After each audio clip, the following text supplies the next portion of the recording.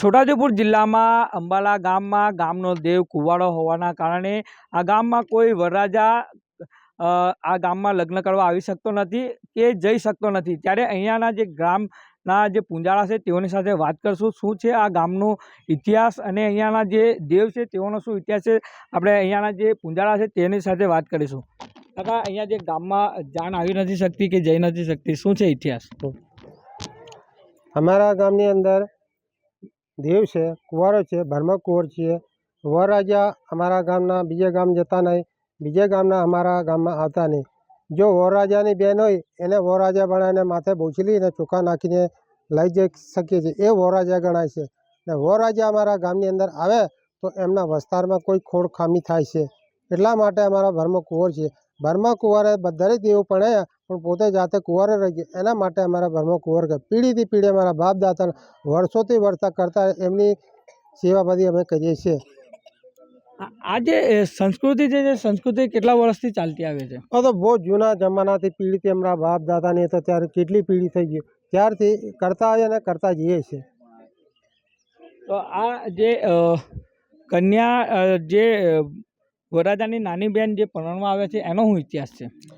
वनराजाने नानी बेन परણવા આવે એનો ઇતિહાસ છે કે એ વરરાજા ગણી શકાય છે પણ પોતે વરરાજા નહીં આવી શકાય। એનું શું કારણ? એનું કારણ કે અમારો જે કુંવારો છે ભરમો એના માટે નહીં, એના માટે વેલે માથે બોછલી ને એના માટે એ વરરાજા ગણાય છે, પોતે વરરાજા આવી શકતા નહીં અમારા। તો આ હતા કનુભાઈ રાઠવા, આ જે ગામના પૂંજાળા છે તેઓ જણાવી રહ્યા છે કે ગામનો દેવ ભરમા દેવ છે તે કુંવાળા હોવાના કારણે આ ગામમાં કોઈ વરરાજા આવી નહીં શકતો કે જઈ નહીં શકતો, તેના કારણે અહીંયા જે વરરાજાની નાની બેન હોય છે તે અહીંયા જે પરણવા માટે આવતી હોય છે।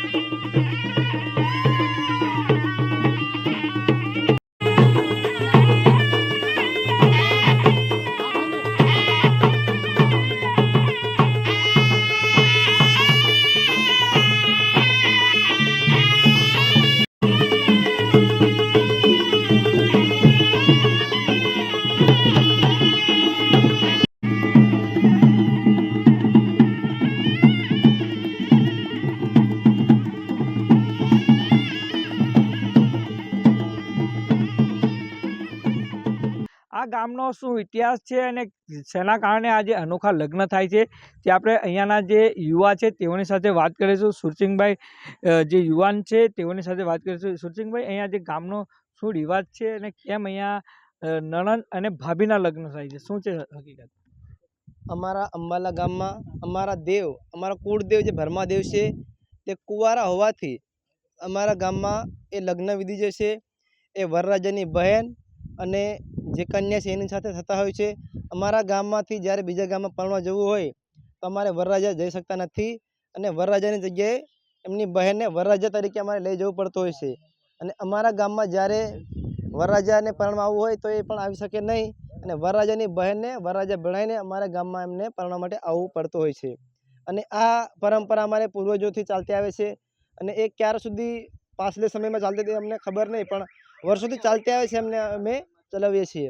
અને અમારા ગામમાંથી જ્યારે અન્ય કોઈ વરરાજા પસાર થતો હોય છે, અહીંથી નીકળવું હોય બીજા ગામમાં પરણવા માટે, તો એમને ચહેરા આગળ વ્હાઈટ ધોતી રાખીને અમારા ગામમાંથી એમને પસાર થવું પડતું હોય છે. અને વચ્ચે અંબાલા ગામમાં એ વરરાજા ઉતરી શકતો નથી અને ડાયરેક્ટ એમને એ અમારો નિયમ છે અને અમારી સંસ્કૃતિ છે જે અમે જાળવી રાખીએ છીએ અને અમે અંબાલા ગામના તમામ નાગરિકો એ જાળવી રાખીશું.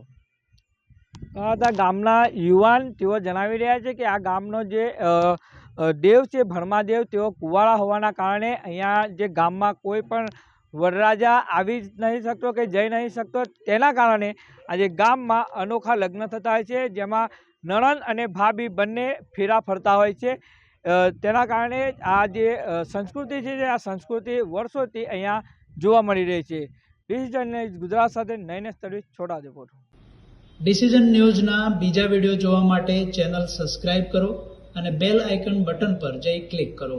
સ્વતંત્ર અને આઝાદ પત્રકારત્વની મદદ કરવા નીચે આપેલા થેન્ક્સ બટન પર જઈ ક્લિક કરો. મદદની કિંમત નિશ્ચિત કરો અને ડિસિઝન ન્યૂઝની આ સફરમાં અમારા સાથી બનો.